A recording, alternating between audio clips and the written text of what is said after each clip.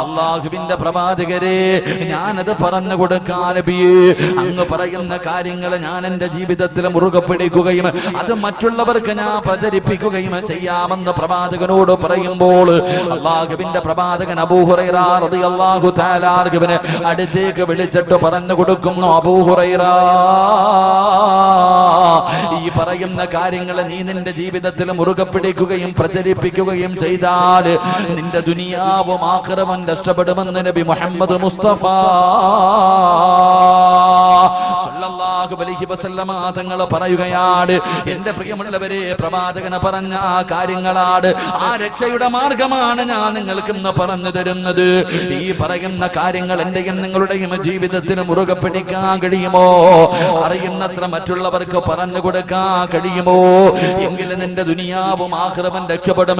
നീയാണ് യഥാർത്ഥ വിജയം അല്ലാഹുവിന്റെ പ്രവാചകൻ അവിടെ നിന്ന് പറയുമ്പോൾ അല്ലാഹുവിന്റെ പ്രവാചകനോട് മഹാനായ അബൂ ഹുറൈറ റളിയല്ലാഹു തആല അൻഹു ചോദിക്കുന്നു, നബിയേ, യാ റസൂലല്ലാഹ്, അല്ലാഹുവിന്റെ പ്രവാചകരെ, ദുനിയാവും ആഖിറവും രക്ഷപ്പെട്ടുകൊണ്ട് നാളെ പടച്ച റബ്ബിന്റെ സ്വർഗ്ഗത്തിന്റെ അനുഗ്രഹങ്ങൾക്ക് നടുവിലേക്ക് കടന്നു പോകാൻ എനിക്ക് വല്ലാത്ത ആഗ്രഹമുണ്ട് നബിയേ. ആ രക്ഷയുടെ മാർഗമെന്ന് പറഞ്ഞു തരുമോ എന്ന് പറയുമ്പോൾ അല്ലാഹുവിന്റെ പ്രവാചകൻ അവിടെ നിന്നിങ്ങനെ എണ്ണി പറയുകയാണ്. അല്ലാഹുവിന്റെ റസൂൽ അവിടെ നിന്ന് തന്റെ സ്വഹാബത്തിനോട് അവിടെ നിന്ന് എണ്ണി പറഞ്ഞു കൊടുക്കുകയാ. എന്റെ പ്രിയമുള്ളവരെ, പ്രവാചകന് പറയുന്ന കാര്യങ്ങള്, അല്ലാഹുവിന്റെ പ്രവാചകന് പറഞ്ഞു തന്ന ഈ കാര്യങ്ങളുണ്ടല്ലോ, അല്ലാഹുവേ തലമുറകൾ കൈമാറി അല്ലാഹുവിന്റെ പ്രവാചകനതാ ഹജ്ജത്തുൽ വദാഇൽ വെച്ച് അല്ലാഹുവിന്റെ പ്രവാചകൻ ലക്ഷക്കണക്കിന് സ്വഹാബത്തിനോട് അവിടെ നിന്ന് പറഞ്ഞു, സ്വഹാബാ ബല്ലിഗ് അന്നീ വലൗ ആയാ, ഈ പറഞ്ഞ കാര്യങ്ങൾ മുഴുവനും ഇവിടെ ഇല്ലാത്തവർക്ക് നിങ്ങൾ എത്തിച്ചു കൊടുക്കണേ എന്ന് അല്ലാഹുവിന്റെ പ്രവാചകൻ 1400 വർഷങ്ങൾക്ക് മുമ്പ് ഹജ്ജത്തുൽ വദാഇൽ വെച്ച് അല്ലാഹുവിന്റെ പ്രവാചകൻ പറഞ്ഞപ്പോ അവരുടെ കുതിര ഏതു ഭാഗത്തേക്കാണോ നിന്നത് ആ ഭാഗത്തേക്ക് പടച്ചവനെ സ്വഹാബാക്കൾ കടന്നു ചെന്നു. എന്റെ പ്രിയമുള്ളവരെ, അങ്ങനെ കടന്ന് എന്നിലേക്ക് വന്ന ഇൽമാണ് ഞാൻ നിങ്ങൾക്ക് പറഞ്ഞു തരുന്നത്. അല്ലാഹു എനിക്കും നിങ്ങൾക്കും ജീവിതത്തിൽ പ്രാവർത്തികമാക്കാൻ, ഇതനുസരിക്കാനും പ്രചരിപ്പിക്കാനും അല്ലാഹു ഭാഗ്യം നൽകി അനുഗ്രഹിക്കുമാറാകട്ടെ. അല്ലാഹു ഭാഗ്യം നൽകി അനുഗ്രഹിക്കുമാറാകട്ടെ. അതുകൊണ്ട് രക്ഷയുടെ മാർഗം ഞാൻ നിങ്ങളുടെ കയ്യിലേക്ക് വെച്ച് തരാം. നിങ്ങളും ഇത് എന്ത് ചെയ്യണം? ജീവിതത്തിൽ അനുസരിക്കണം, പ്രചരിപ്പിക്കണം. അല്ലാഹു ഭാഗ്യം തരുമാറാകട്ടെ. അല്ലാഹു ഭാഗ്യം തരുമാറാകട്ടെ. ഉറക്കപ്പറ, അല്ലാഹു ഭാഗ്യം തരുമാറാകട്ടെ. നേരെ ഇരിക്ക, കാലും കൈയൊക്കെ നീട്ടിയിരിക്കല്ലേപ്പാ, നേരെ ഇരിക്കപ്പാ.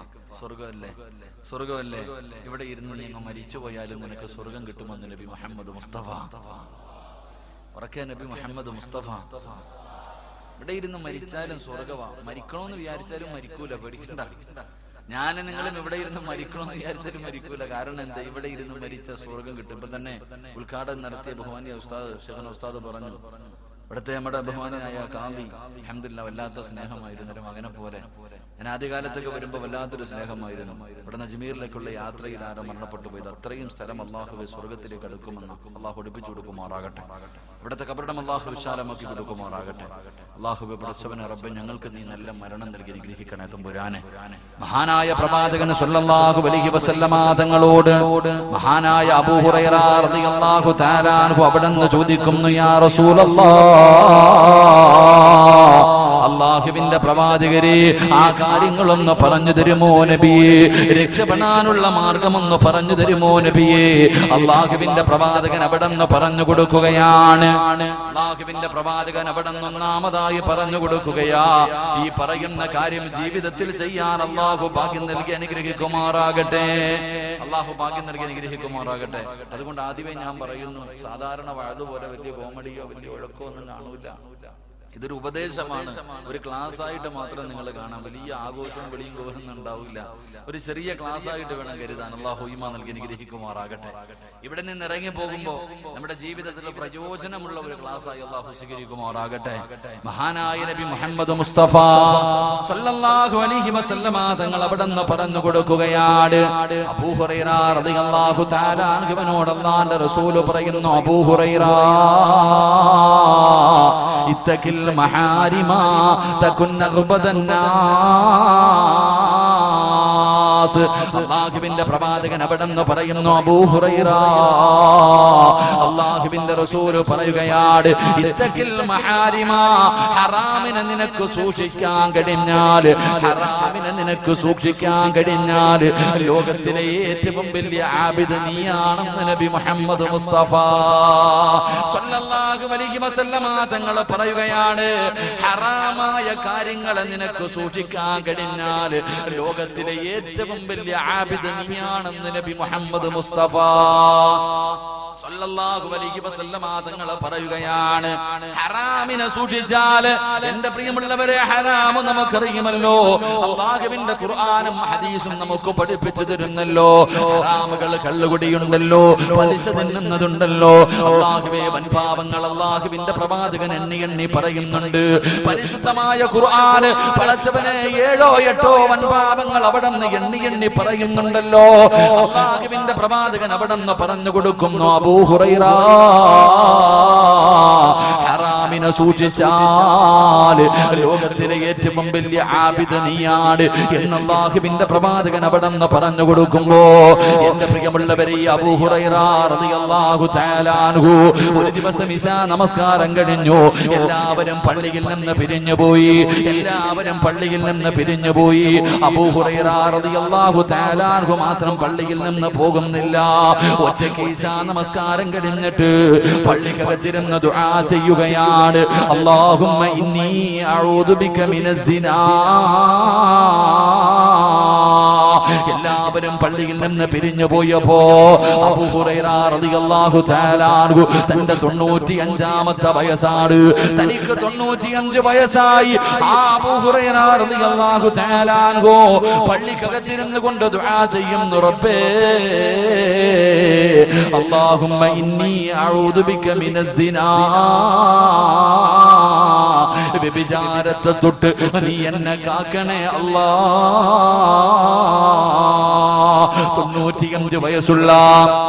95 വയസ്സുള്ള പടുംകിളവനായ അബൂ ഹുറൈറ റളിയല്ലാഹു തആല അൻഹു പള്ളിക്കകത്തിരുന്ന് കരഞ്ഞുകൊണ്ട് ദുആ ചെയ്യുന്നത് ഒരു ചെറുപ്പക്കാരൻ കാണുകയാണ് ഒരു ചെറുപ്പക്കാരനായ സ്വഹാബി കാണുകയാണ് അടുത്ത് ചെന്നിട്ട് അല്ലാഹുവേ ദുആ കിടന്ന് ഇറങ്ങി വരുന്ന അബൂ ഹുറൈറ റളിയല്ലാഹു തആല അൻഹുവിനോട് ആ ചെറുപ്പക്കാരൻ ചോദിച്ചു തങ്ങളെ 95 വയസ്സായല്ലോ പ്രായമായല്ലോ നിങ്ങളെ കൊണ്ട് എന്തെങ്കിലും ചെയ്യണമെന്ന് വിചാരിച്ചാൽ കഴിയില്ലല്ലോ പിന്നെ എന്തിനാണ് വ്യഭിചാരത്തെ തൊട്ട് കാക്കണേ എന്ന് ദുആ ചെയ്യുന്നതെന്ന് ചോദിക്കുമ്പോ അബൂ ഹുറൈറ റളിയല്ലാഹു തആല അൻഹു പറഞ്ഞ മറുപടി എന്തെന്നറിയോ എനിക്കല്ലേ പ്രായമായുള്ളൂ ശൈത്താന് പ്രായമായിട്ടില്ലല്ലോ എന്റെ പ്രിയമുള്ളവരെ 95ാമത്തെ വയസ്സിൽ പോലും അബൂ ഹുറൈറ റളിയല്ലാഹു തആല അൻഹു അവിടുന്ന് പടച്ച റബ്ബിനോട് പൊട്ടിക്കരഞ്ഞു കൊണ്ട് ദുആ ചെയ്യാറുള്ള കാരണം എന്താ അല്ലാഹുവിന്റെ ഖുർആനാ പറഞ്ഞത് വലാ തഖറബുസ് സിനാ ഇന്നഹു കാന ഫാഹിഷാ അല്ലാഹുവിന്റെ പരിശുദ്ധമായ ഖുർആൻ വ്യഭിചരിക്കരുതെന്നല്ല പറഞ്ഞത് അല്ലാഹുവിന്റെ ഖുർആൻ പറഞ്ഞത് നിങ്ങൾ വ്യഭിചരിക്കരുതെന്നല്ല പറഞ്ഞത് വലാ തഖറബുസ് സിനാ നിങ്ങൾ വ്യഭിചാരത്തിനോട് അടുക്കരുത് എന്ന് അല്ലാഹുവിന്റെ വിശുദ്ധ ഖുർആൻ എന്റെ പ്രിയമുള്ളവരെ വ്യഭിചാരത്തോട് അടുക്കാൻ പോലും പാടില്ല എന്റെ പ്രിയമുള്ളവരെ വ്യഭിചാരത്തിന്റെ അവസരമുണ്ടാക്കുന്ന ഒരു കാര്യങ്ങളും നിങ്ങളുടെ ജീവിതത്തിൽ ചെയ്യാൻ പാടില്ല എന്ന് പരിശുദ്ധമായ ഖുർആൻ പറയുമ്പോ എന്റെ പ്രിയമുള്ളവരെ ഇന്ന് വ്യഭിചാരം വല്ലാതെ വർദ്ധിക്കുന്ന കാലമാണ് ഇന്ന് വ്യഭിചാരം പടച്ചവനെ ഇന്ന് വ്യഭിചാരമില്ലാത്ത വീടുകളില്ലല്ലോ ഇന്ന് ലോകത്തുള്ള ഏകദേശമുള്ള 100-98% വീടിനകത്തും വ്യഭിചാരം നടന്നുകൊണ്ടിരിക്കുകയാണല്ലോ പടച്ചവരെ രാവെന്ന് പകലെന്നില്ലാതെ റബ്ബേ ഇന്ന് വീടിനകത്ത് വ്യഭിചാരം നടന്നുകൊണ്ടിരിക്കുമ്പോ എന്റെ പ്രിയമുള്ളവരെ വ്യഭിചാരമെന്ന് പറഞ്ഞാൽ എന്തെന്നറിയുമോ നമ്മൾ കരുതിയിരിക്കുന്നത് ഒരാണിന്റെയും പെണ്ണിന്റെയും ഗുഹ്യഭാഗങ്ങൾ പരസ്പരം ചേരുന്ന ചെയ്യുന്നതിനാണ് വ്യഭിചാരമെന്ന് കരുതുന്നെന്ന്. വ്യഭിചാരം അതാണെന്ന് കരുതുന്ന എന്റെ പ്രിയപ്പെട്ട മുസ്ലിമേ, അതിനല്ല വ്യഭിചാരമെന്ന് പറയുന്നത്. അതിന് മാത്രമല്ല വ്യഭിചാരമെന്ന് പറയുന്നത്. ഒരാണും പെണ്ണും ശാരീരികമായി ബന്ധപ്പെടുന്നതിന് മാത്രമല്ല വ്യഭിചാരമെന്ന് പറയുന്നത്. അത് വ്യഭിചാരത്തിന്റെ ഏറ്റവും അവസാനത്തെ ഘട്ടമാ. അത് വ്യഭിചാരത്തിന്റെ ഏറ്റവും അവസാനത്തെ ഘട്ടമാ. അല്ലാഹുവിന്റെ റസൂൽ അവിടെന്ന് പറയുന്നു, സ്വഹാബാ, ശരീരത്തിന്റെ ഓരോ അവയവത്തിനും വ്യഭിചാരമുണ്ടെന്ന് നബി മുഹമ്മദ് മുസ്തഫ സല്ലല്ലാഹു അലൈഹി വസല്ലമ തങ്ങൾ പറയുകയാണ്. പ്രവാചകൻ പറഞ്ഞു, കണ്ണിന് വ്യഭിചാരമുണ്ട്, ചെവിക്ക് വ്യഭിചാരമുണ്ട്, നാവിന് വ്യഭിചാരമുണ്ട്, കൈയ്ക്ക് വ്യഭിചാരമുണ്ട്, കാലിന് വ്യഭിചാരമുണ്ട്, ഹൃദയത്തിന് വ്യഭിചാരമുണ്ട്. ആദമിന്റെ മക്കള് വ്യഭിചാരത്തിന്റെ കുറ്റം അവരുടെ മേൽ എഴുതപ്പെടുമെന്ന് അല്ലാഹുവിന്റെ പ്രവാചകൻ അവിടെന്ന് പറയുമ്പോ, എന്റെ പ്രിയപ്പെട്ട ചെറുപ്പക്കാരാ, കണ്ണിന്റെ വ്യഭിചാരം എന്തെന്നറിയുമോ? അല്ലാഹുവിന്റെ റസൂൽ പറയുകയാണ്, അബൂ ഹുറൈറ തങ്ങൾ പറഞ്ഞു കൊടുക്കുകയാ, കണ്ണിന്റെ വ്യഭിചാരം എന്തെന്നറിയോ? അല്ലാഹുവിന്റെ റസൂൽ പറയുന്നു, സ്വഹാബാ, ഹറാം കാണൽ കണ്ണിന്റെ വ്യഭിചാരമാണെന്ന് നബി മുഹമ്മദ് മുസ്തഫ സല്ലല്ലാഹു അലൈഹി വസല്ലമ തങ്ങൾ പറയുമ്പോ, ഇന്ന് ഏറ്റവും കൂടുതൽ വ്യഭിചാരം നടക്കുന്നത് ഏത് വഴിയിലൂടെ എന്നറിയുമോ? അല്ലാഹുവേ, മൊബൈലിലൂടെയാണ്. പാതിരാത്രി 9 മണിയായ എല്ലാവരും ഭക്ഷണം കഴിച്ചിട്ട് ഒരു വീടിന്റെ പല പല റൂമിനകത്തേക്ക് കിടക്കുകയാണ്. വാപ്പ ഒരു റൂമിലാണ്, ഉമ്മ ഒരു റൂമിലാണ്, മക്കൾ ഒരു റൂമിലാണ്. പടച്ചവനെ, എന്നിട്ട് ഓരോ റൂമിനകത്ത് കിടന്നുകൊണ്ട് വ്യഭിചരിക്കുമ്പോ, ഫോണിലൂടെയുള്ള വ്യഭിചാരം വല്ലാതെ വർദ്ധിക്കുമ്പോ, പടച്ചവനെ, എന്റെ പ്രിയപ്പെട്ട ചെറുപ്പക്കാരാ, യൂട്യൂബിൽ കയറിയിട്ട് അന്യ പെണ്ണിന്റെ ശരീരം കണ്ട് ആസ്വദിക്കുന്ന പൊന്നുമോനെ, വാട്സപ്പിലൂടെ തന്റെ കാമുകിക്ക് തന്റെ നഗ്നചിത്രം വഹിച്ചു കൊടുക്കുന്ന ചെറുപ്പക്കാര്, അവിടെ നിങ്ങോട്ട് വേടിക്കുന്ന പെണ്ണുങ്ങള്, അള്ളാഹു നിങ്ങൾക്ക് തരുന്ന ശിക്ഷ എന്തെന്നറിയുമോ? അള്ളാഹുവേ, നിങ്ങൾക്ക് പടച്ചിറപ്പ് തരുന്ന ശിക്ഷ എന്തെന്നറിയുമോ? അള്ളാഹു തന്ന കണ്ണുകൊണ്ട് ഹറാമ് കാണുന്നവര്, അള്ളാന്റെ റസൂല് പറയുകയാ, നാളെ നീ പരലോകത്തേക്ക് കടന്നു ചെല്ലുമ്പോ അതാ നിന്നെ മലക്കുകൾ പിടിച്ചു കയ്യും കാലും ചങ്ങലയിൽ കെട്ടുകയാണ്. നിന്റെ കയ്യും കാലും ചങ്ങലയിൽ കെട്ടിയിട്ട് നിന്റെ കണ്ണിനകത്തേക്ക് ഈയം ഉരുക്കി ഒഴിക്കുമെന്ന് അഷ്റഫുൽ ഖൽഖ് നബി മുഹമ്മദ് മുസ്തഫ സല്ലല്ലാഹു അലൈഹി വസല്ലമ തങ്ങൾ പറയുമ്പോ, ചിലരൊക്കെ ഇതിന് നിസാരമായിട്ടാണ് തള്ളുന്നത്. ഇത് നിസാരമല്ല. പടച്ചവനെ, സിനിമയ്ക്കകത്ത് അരപ്പാവാട ഇട്ടിട്ട് ഒരു പെണ്ണ് കടന്ന് ആടുന്നത് പടച്ചവനെ ഒരു നാണവുമില്ലാതെ ഇരുന്ന് കാണുന്ന മുസ്ലിമേ, അത് നിസാരമാണെന്ന് തള്ളിക്കളയുന്നവര്, അത് നിസാരമായ ഒരു തെറ്റല്ല, അത് നിസാരമായ ഒരു പാപമല്ല. അന്യ പെണ്ണിന്റെ ശരീരം കണ്ട് ആസ്വദിക്കുന്നത് ഒരു നിസാര തെറ്റല്ല. എന്റെ പ്രിയമുള്ളവരെ, അള്ളാഹുവിന്റെ പരിശുദ്ധമായ കഅബാലയമുണ്ടല്ലോ, അള്ളാഹുവിന്റെ വിശുദ്ധമായ കഅബാലയത്തിൽ പടച്ചവനെ ഒരു പണ്ഡിതൻ ഇങ്ങനെ തവാഫ് ചെയ്തുകൊണ്ടിരിക്കുമ്പോ, കഅബാലയത്തിന്റെ ചുറ്റുഭാഗത്ത് ഇങ്ങനെ തവാഫ് ചെയ്തുകൊണ്ടിരിക്കുമ്പോ, ഒരു ചെറുപ്പക്കാരൻ കഅബയുടെ കില്ല പിടിച്ചിട്ട് കരഞ്ഞുകൊണ്ട് ദുആ ചെയ്യുകയാണ്. ഒരു ചെറുപ്പക്കാരനുണ്ടല്ലോ, ഒരേ ഒരു ദുആ മാത്രമേ പറയുന്നുള്ളൂ. കഅബാലയത്തിന്റെ കില്ല പിടിച്ചിട്ട് റബ്ബേ, എത്രയോ കൊല്ലങ്ങളായി നിന്ന് കരയുകയാണ്. അവിടെ നിന്ന് ദുആ ചെയ്യുന്നത് എന്തെന്നറിയുമോ? അല്ലാഹുമ്മ ഖ്രിജ്നി മിൻ ഹാദിഹി ദുനിയാ മുസ്ലിമാ. ഒരു മനുഷ്യന് കഅബാലയത്തിന്റെ കില്ല പിടിച്ചിട്ട് എപ്പോ നോക്കിയാലും ഇതേ ദുആ മാത്രമാണ് പറയുന്നത്. എപ്പോ നോക്കിയാലും ഇതേ ഒരു വാചകം മാത്രമേ പറയുന്നുള്ളൂ. പൊട്ടിക്കരഞ്ഞുകൊണ്ട് ദുആ ചെയ്യുകയാണ്. അല്ലാഹുമ്മ ഖ്രിജ്നി മിൻ ഹാദിഹി ദുനിയാ മുസ്ലിമാ. അല്ലാഹുവേ, എന്നെ നീ ഒരു മുസ്ലിമാക്കി മരിപ്പിക്കണേ അല്ലാ. എപ്പോ നോക്കിയാലും ഇതേ ദുആ മാത്രമാണ്. പാപങ്ങൾ പുറത്തു തരണേ എന്ന് ചോദിക്കുന്നത് പോലുമില്ല. ഇത് കണ്ടപ്പോ ആ ചെറുപ്പക്കാരനോടൊരു മനുഷ്യൻ ചോദിക്കുകയാണ്. ഒരു പണ്ഡിതൻ ചോദിച്ചു, എന്തിനാണ് പൊന്നുമോന് നിനക്ക് വേറെ ഒന്നും ചോദിക്കാനില്ല, ഇത് മാത്രമേ നീ ദുആ ചെയ്യുന്നല്ലോ. എന്താണ് സംഭവിച്ചതെന്ന് ചോദിക്കുമ്പോ ആ ചെറുപ്പക്കാരൻ പൊട്ടിക്കരഞ്ഞുകൊണ്ട് പറയുകയാണ്, എനിക്ക് 2 സഹോദരങ്ങളുണ്ട്, എന്റെ ജ്യേഷ്ഠനുണ്ട്, എനിക്ക് 2 ജ്യേഷ്ഠന്മാരുണ്ട്. അതിൽ മൂത്ത ജ്യേഷ്ഠനുണ്ടല്ലോ, ആ ജ്യേഷ്ഠന്റെ ജോലി എന്തെന്നറിയുമോ? അല്ലാഹുവിന്റെ പള്ളിയിൽ ബാങ്ക് വിളിക്കുന്ന മുഅദ്ദിനാ. എന്റെ സഹോദരൻ 40 വർഷം പള്ളിയിൽ ബാങ്ക് വിളിച്ച മനുഷ്യനായിരുന്നു. എന്റെ പ്രിയമുള്ളവരെ, ബാങ്ക് വിളിക്കുന്ന മനുഷ്യന്റെ പ്രതിഫലം അറിയുമോ? അല്ലാഹുവിന്റെ പ്രവാചകൻ അവിടെ നിന്ന് പറയുകയാണ്, ഈ നാട്ടിൽ ഏറ്റവും കൂടുതൽ പ്രതിഫലം കിട്ടുന്നത് ആർക്കെന്നറിയുമോ? ഈ പള്ളിയിൽ ബാങ്ക് വിളിക്കുന്ന മുഅദ്ദിനുണ്ടല്ലോ, ഈ പള്ളിയിൽ ബാങ്ക് വിളിക്കുന്ന മുഅദ്ദിനുണ്ടല്ലോ, ആ മനുഷ്യനാണ് ഈ നാട്ടിലെ ഏറ്റവും കൂടുതൽ പ്രതിഫലം കിട്ടുന്നതെന്ന് നബി മുഹമ്മദ് മുസ്തഫ സല്ലല്ലാഹു അലൈഹി വസല്ലമ തങ്ങൾ പറയുകയാ. ആ മനുഷ്യന് വേണ്ടി ബാങ്കിന്റെ ശബ്ദം കേൾക്കുന്ന സർവ്വചരാചരങ്ങളും നാളെ പടച്ചറപ്പിന്റെ മുന്നിൽ സാക്ഷി നിൽക്കുമെന്ന് പ്രവാചകൻ പഠിപ്പിക്കുന്നു. നാളെ പരലോകത്ത് കടന്നു ചെല്ലുമ്പോ അല്ലാഹുവിന്റെ പള്ളിയിൽ ബാങ്ക് വിളിച്ച മനുഷ്യനുണ്ടല്ലോ, ആ മനുഷ്യന്റെ തല ഉയർന്നു നിൽക്കുമെന്ന് നബി മുഹമ്മദ് മുസ്തഫ സല്ലല്ലാഹു അലൈഹി വസല്ലമ തങ്ങൾ പഠിപ്പിക്കുമ്പോ ബാങ്ക് വിളിക്കുന്നതിന്റെ പ്രതിഫലമാണ്.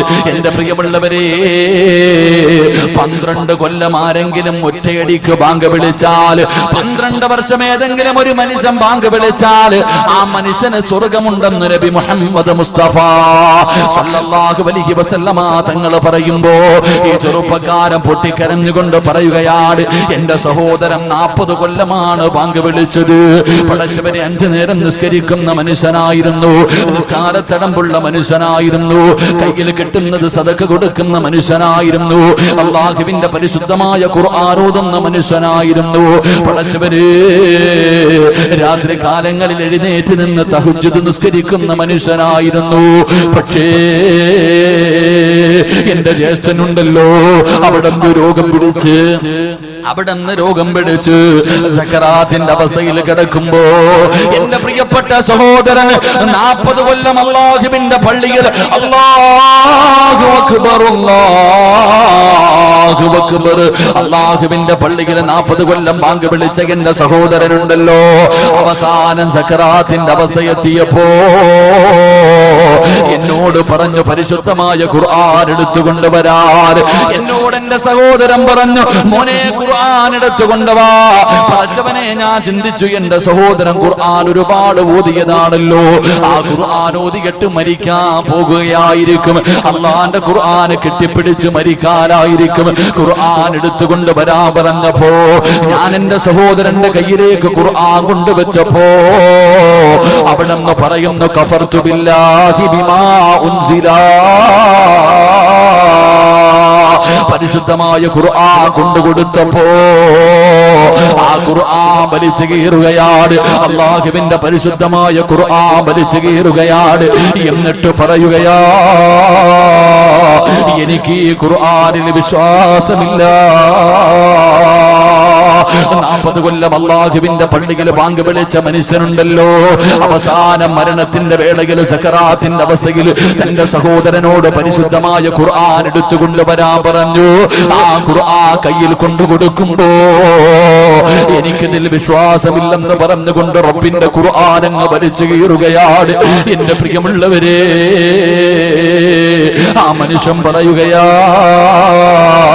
എന്റെ സഹോദരൻ കാഫിറായി മരിച്ചുപോയി.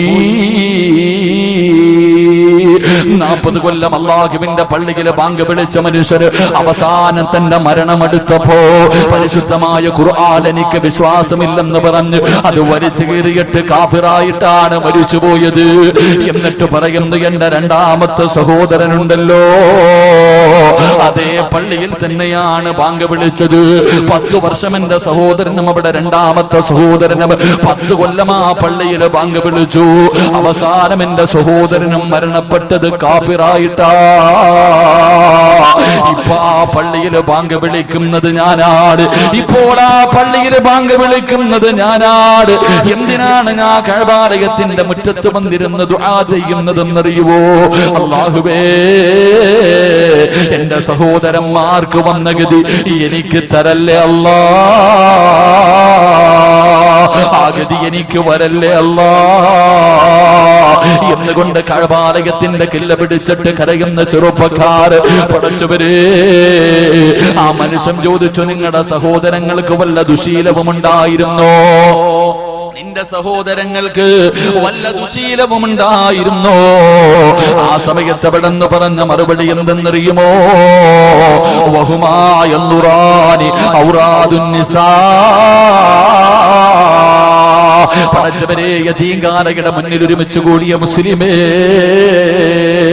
നീ പറ അല്ലാഹുവിന്റെ പള്ളിയിൽ 40 കൊല്ലം വാങ്ക് വിളിച്ച മനുഷ്യൻ അല്ലാഹു കൊടുക്കുന്ന പ്രതിഫലം എന്താ എത്ര നല്ല മനുഷ്യനാണ് പടച്ചവരെ എത്ര നല്ല മനുഷ്യനാണ് ആ മനുഷ്യൻ അല്ലാഹുവേ തഹജ്ജുദ് നിസ്കരിക്കുമായിരുന്നു ഖുർആൻ ഓതുമായിരുന്നു ദിക്റുകൾ പറയുമായിരുന്നു സദഖകൾ കൊടുക്കുമായിരുന്നു അല്ലാഹുവേ ആ സൽക്കർമ്മങ്ങൾ ചെയ്തിരുന്ന മനുഷ്യർ അവസാനം കാഫിറായിട്ടാണ് മരിച്ചുപോയത് അതിന്റെ കാരണം എന്തെന്ന് ചോദിക്കുമ്പോ രണ്ട് സഹോദരങ്ങൾക്കും ഒരു ദുശീലമുണ്ടായിരുന്നു രണ്ട് സഹോദരങ്ങൾക്കും ഒരു ദുശീലമുണ്ടായിരുന്നു എന്തേ ദുശീലമെന്നറിയോ ഔറാദുൻ നിസാ പെണ്ണുങ്ങളുടെ ഔറത്ത് കാണുന്ന ഒരു സ്വഭാവമുണ്ടായിരുന്നു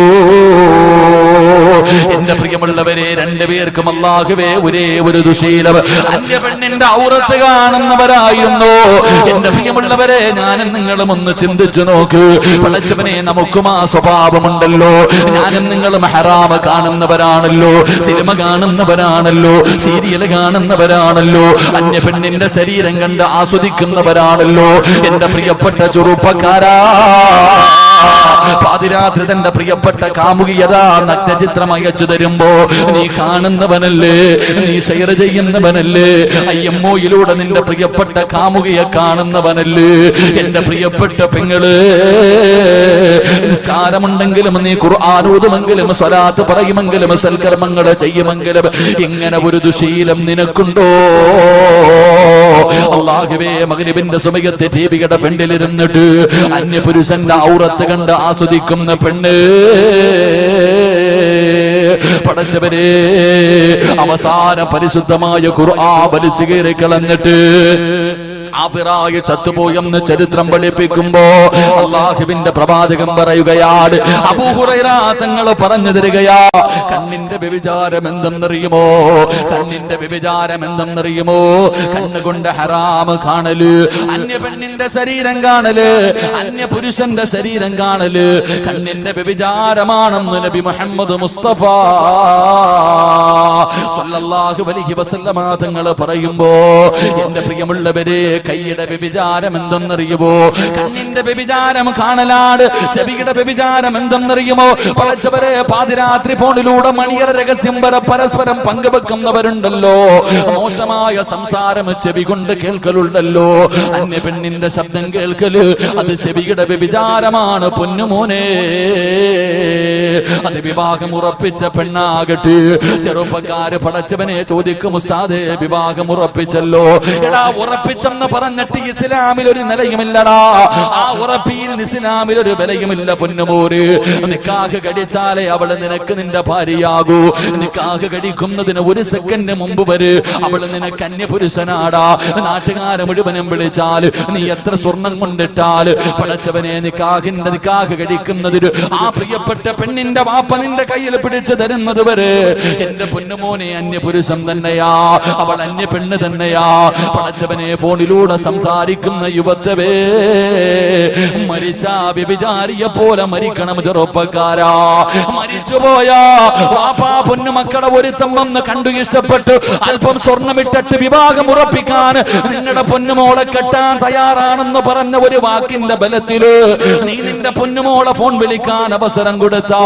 നിന്റെ പൊന്നുമോള് വ്യഭിചാരിയാണ് വാപ്പാ നിന്റെ പൊന്നുമോള് മരിച്ചുപോയാ വ്യഭിചാരിയെ പോലെയാണ് മരിക്കുന്നത് നീ ആരെന്നറിയുവോ നീ വ്യഭിചാരിയുടെ വാപ്പയാണ് നിന്റെ പൊന്നുമോളെ വ്യഭിചരിക്കാൻ അവസരം ഉണ്ടാക്കി കൊടുത്തത് നീയാണ് നിന്നെ പടച്ചുറപ്പ് വിടൂല നിനക്ക് തടമ്പുണ്ടെങ്കിലും താടിയുണ്ടെങ്കിലും ഹാജിയാരാണെങ്കിലും പള്ളിയിലെ ഇമാമാണെങ്കിലും ഏത് കൊലകൊമ്പനാണെങ്കിലും അല്ലാഹു നിന്നെ വെറുതെ വിടില്ലെന്ന് നബി മുഹമ്മദ് മുസ്തഫ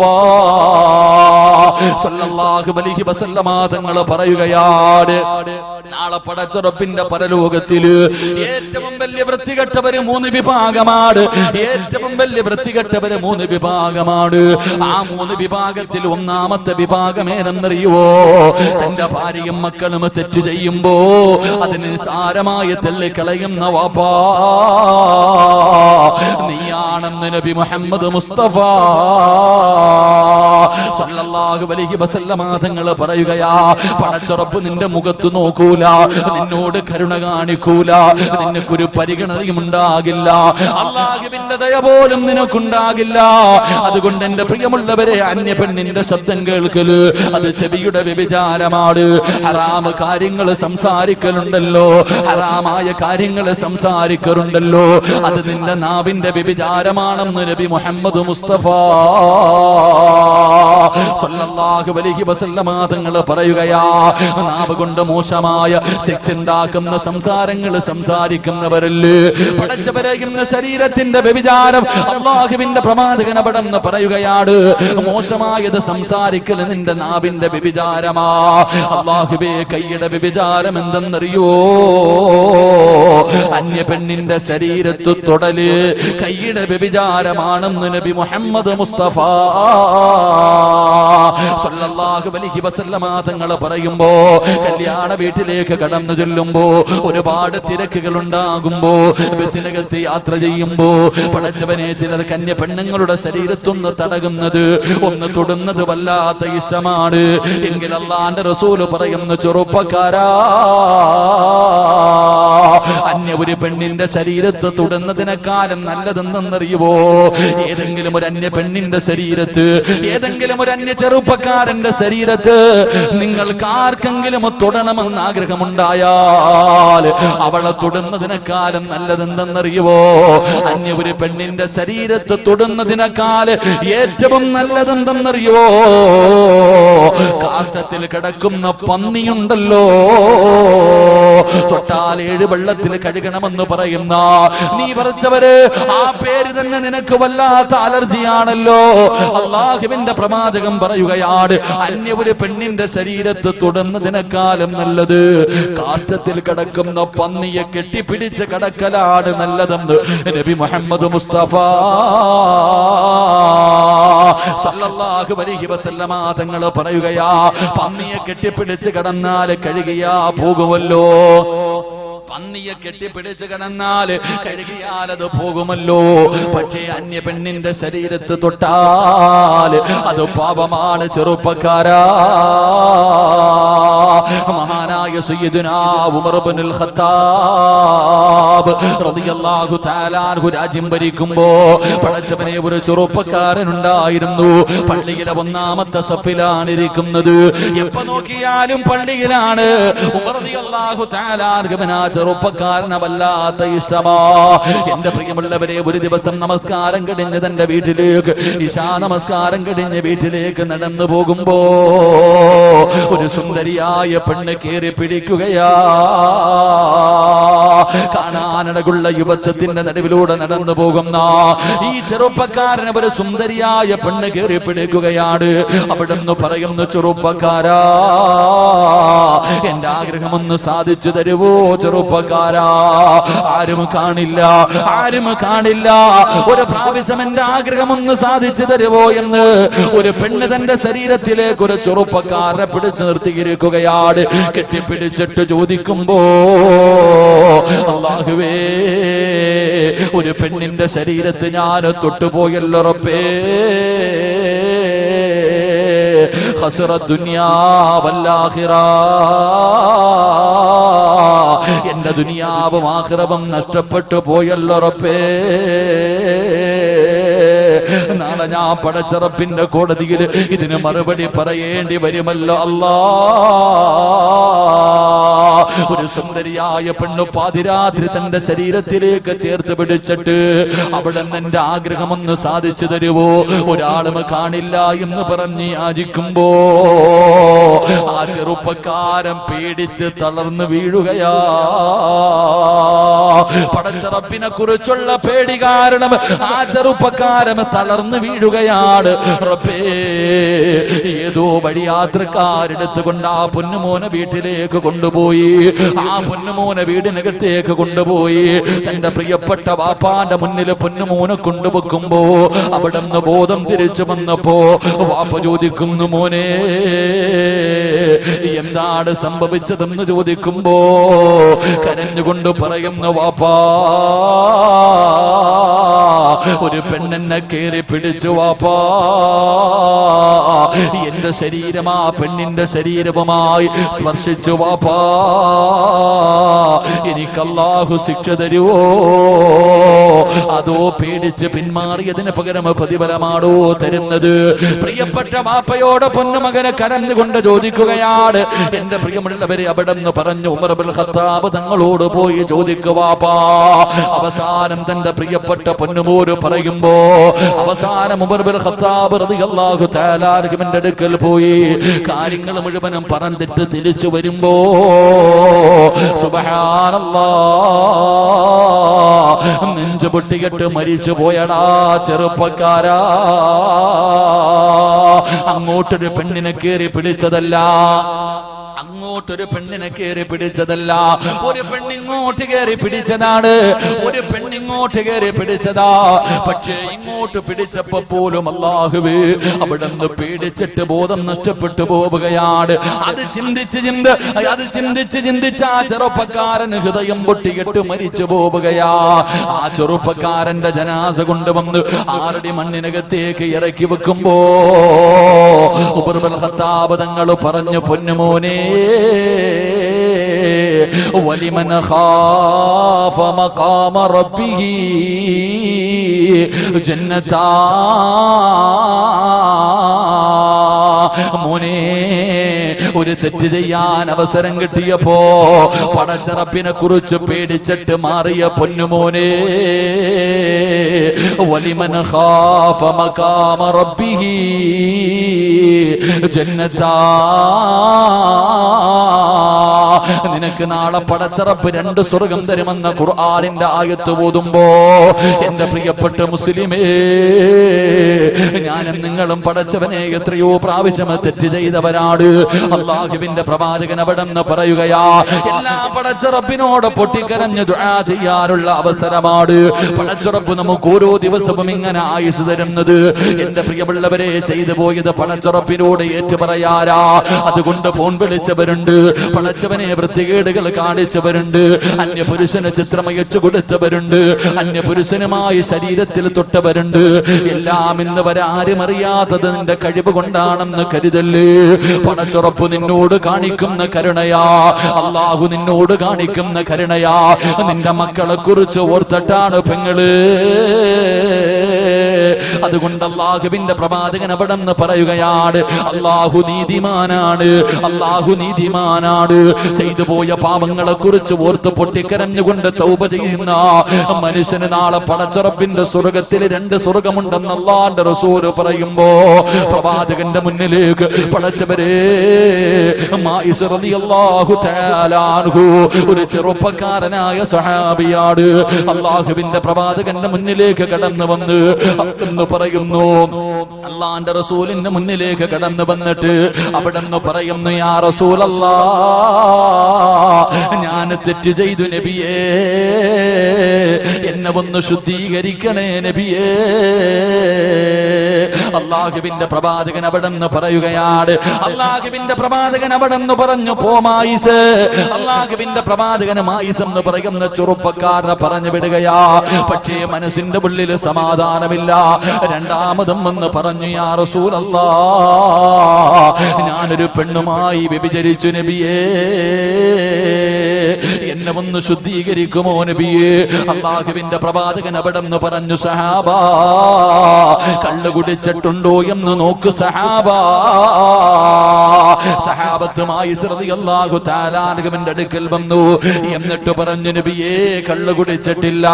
മൂന്നാമതായിട്ടും മായിസ് എന്ന് പറയുന്ന ചെറുപ്പക്കാരൻ അല്ലാഹുവിന്റെ പ്രവാചകന്റെ ചാരത്ത് ചെന്ന് കയ്യിൽ പിടിച്ചിട്ട് കരഞ്ഞുകൊണ്ട് പറയുന്നു, നബിയേ ഞാൻ വ്യഭിചരിച്ചു നബിയേ, ഞാൻ വ്യഭിചരിച്ചു നബിയേ, ഞാൻ തെറ്റ് ചെയ്തു എന്ന് അംഗീകരിക്കുന്നു നബിയേ.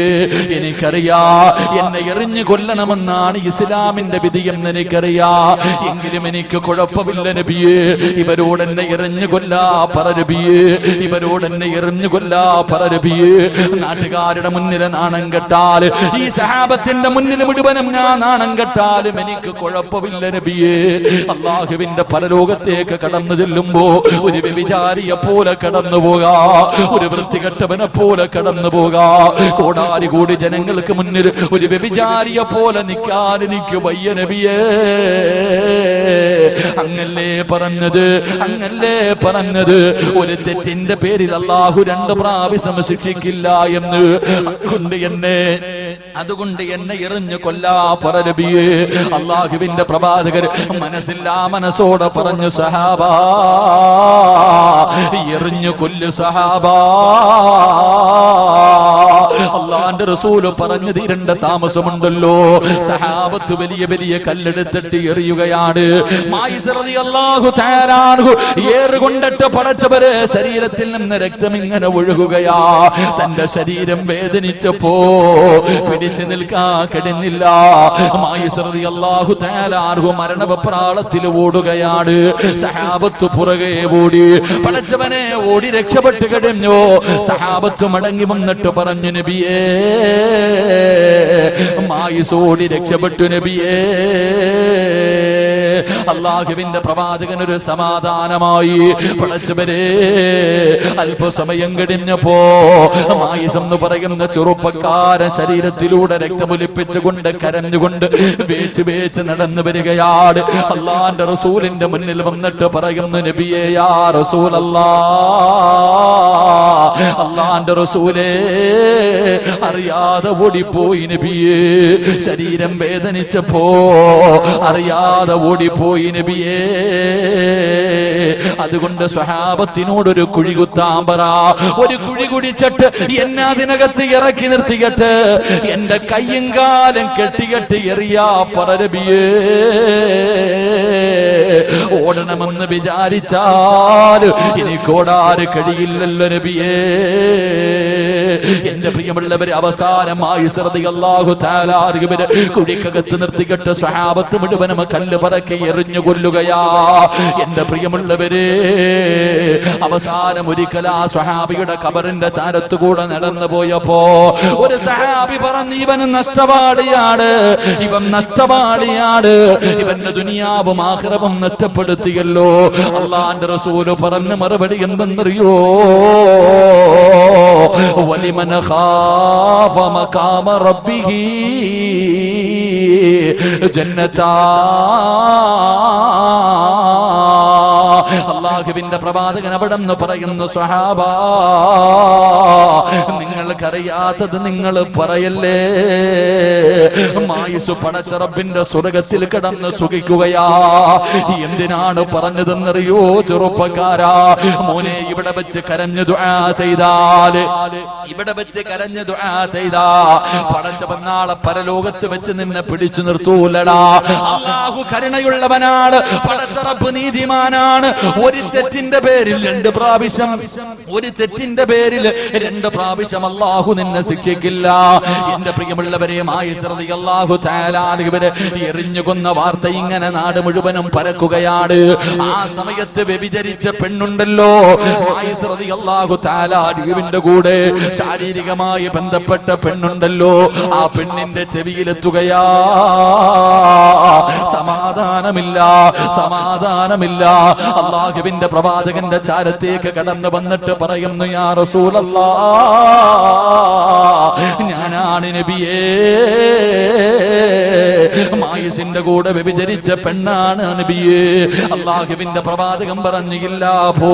അള്ളാന്റെ റസൂല് പറഞ്ഞു വിടുകയാണ്, ആ പെണ്ണ് പറഞ്ഞു എന്റെ വയറ്റിൽ കിടക്കുന്ന കുഞ്ഞു മായിസിന്റെതാ നബിയേ, എന്റെ വയറിനകത്ത് കിടക്കുന്ന കുഞ്ഞു മായിസിന്റെതാ നബിയേ. അള്ളാഹുവിന്റെ പ്രവാചകൻ പറഞ്ഞു എങ്കിലും നീ പ്രസവിച്ചിട്ട് വാ. അള്ളാന്റെ റസൂല് പറഞ്ഞു നിന്റെ പ്രസവം കഴിഞ്ഞു വാ. ആ പെണ്ണ് വീട്ടിലേക്ക് കടന്നു ചെന്നു. 9.5 മാസം കഴിഞ്ഞു. പടച്ചവനെ പ്രസവിക്കുകയാണ്. അള്ളാഹുവേ പ്രസവം കഴിഞ്ഞ ഉടനെ ചോരക്കുഞ്ഞിനെ കയ്യിലെടുത്ത് വെച്ചുകൊണ്ട് ഇലാ ഹദ്റത്തി റസൂലില്ലാഹ്, ചോരക്കുഞ്ഞിനെ കയ്യിൽ വെച്ചുകൊണ്ട് അല്ലാഹുവിന്റെ റസൂലിന്റെ മുന്നിലേക്ക് കടന്നു വരികയാണ്. നബിയേ എന്റെ പ്രസവം കഴിഞ്ഞു നബിയേ, എനിക്കുള്ള ശിക്ഷ ദാ നബിയേ. അള്ളാഹുവിന്റെ പ്രവാചകൻ പറഞ്ഞു ഈ കുഞ്ഞിന് 2 മാസം 2 വർഷം പാല് കൊടുത്തിട്ട് വാ. ഈ കുഞ്ഞ് ഭക്ഷണം കഴിക്കുന്നത് വരെ പാല് കൊടുക്കണമല്ലോ. എന്നിട്ട് വരാൻ അല്ലാഹുവിന്റെ റസൂല് പിന്നെയും പറഞ്ഞു വിടുകയാ. കാരണം കുഞ്ഞിന്റെ മനസ്സ് കണ്ട, കുഞ്ഞിന്റെ മുഖം കണ്ട മനസ്സ് മാറുമല്ലോ. പക്ഷേ ഈ പെണ്ണ് ചോരക്കുഞ്ഞുമായി കടന്നു പോവുകയാണ്. എന്റെ പ്രിയമുള്ളവരെ, അവസാനം തന്റെ കുഞ്ഞു ഭക്ഷണം കഴിക്കാൻ പ്രായമായപ്പോ ആ കുഞ്ഞിനെയും പിടിച്ചുകൊണ്ട് അല്ലാഹുവിന്റെ റസൂലിന്റെ മുന്നിലേക്ക് കടന്നു വരികയാണ്. യാ റസൂലല്ലാഹ്, എന്റെ കുഞ്ഞു ഭക്ഷണം കഴിക്കാൻ തുടങ്ങി നബിയേ, എനിക്കുള്ള ശിക്ഷ ദാ നബിയേ. എന്റെ പ്രിയമുള്ളവരെ, എന്തിനു വേണ്ടിയാണ്? നാളെ പടച്ചുറപ്പിന്റെ മുന്നിൽ തെറ്റുകാരായി നിൽക്കാൻ വയ്യാത്തത് കൊണ്ടാ. അതുകൊണ്ട് എന്റെ പ്രിയമുള്ളവരോട് പറയുകയാണ്, ചെയ്തു പോയ പാപങ്ങൾ മുഴുവനും പടച്ചുറപ്പിന്റെ ദുർബാറിലേക്ക് ഇരു കടങ്ങൾ ഉയർത്തിയിട്ട് ആരും കാണാതെ പാതിരാത്രിയുടെ നിശബ്ദതയിൽ സുജൂദിൽ കിടന്നുകൊണ്ട് കരഞ്ഞുകൊണ്ട് റബ്ബിനോട് തൗബ ചെയ്താ നിന്റെ ജീവിതത്തിൽ ചെയ്തു പോയ അപരാധങ്ങൾ മുഴുവനും പടച്ചുറപ്പ് പുറത്തു തരുമെന്ന് അല്ലാഹുവിന്റെ ഖുർആനാ പറഞ്ഞത്. എത്ര വലിയ കൊടുമ്പാപം ചെയ്താല്, കള്ളു കുടിച്ചാല്, പെണ്ണ് പിടിച്ചാല്, പരിശു തിന്നാലും, വൃത്തികേടുകൾ കാണിച്ചാല്, എത്ര വലിയ പാപം ചെയ്തവനാണെങ്കിലും നീ പടച്ചുറപ്പിനോട് കരഞ്ഞു ദുആ ചെയ്താ അല്ലാഹു പുറത്തു തരാമെന്ന് പടച്ചുറപ്പ് തന്നെയാ പറഞ്ഞത്. നീ ചോദിക്കാൻ മടിക്കേണ്ട, നീ ചോദിക്കാൻ മടിക്കേണ്ട.